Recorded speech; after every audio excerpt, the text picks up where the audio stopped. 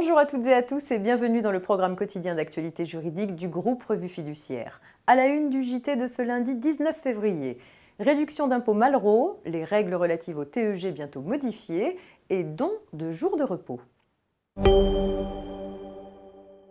Sous certaines conditions, les personnes qui engagent des dépenses de restauration complète d'un immeuble bâti peuvent bénéficier d'une réduction d'impôt sur le revenu dite réduction Malraux. Elle a été étendue en 2016 aux immeubles situés dans un quartier présentant une concentration élevée d'habitats anciens dégradés et faisant l'objet d'une convention pluriannuelle. Cette disposition n'était jusqu'à présent pas entrée en application faute de publication de la liste de ces quartiers. C'est dorénavant chose faite suite à la parution d'un arrêté du 19 janvier dernier précisant les quartiers éligibles. Dès lors que la restauration a été déclarée d'utilité publique, les dépenses engagées jusqu'au 31 décembre 2019 ouvrent droit à une réduction d'impôt de 30%.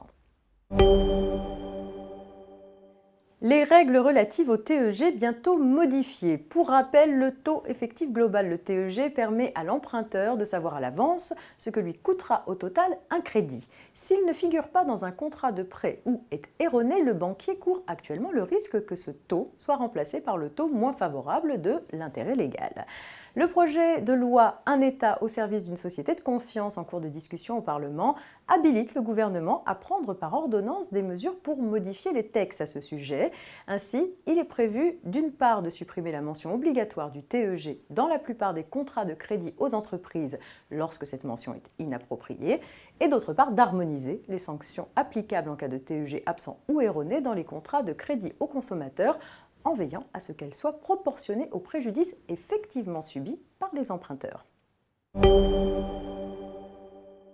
Les salariés proches aidants de personnes dépendantes ou handicapées disposent désormais du dispositif de don de jours de repos par un collègue qui était uniquement ouvert aux salariés parents d'un enfant gravement malade.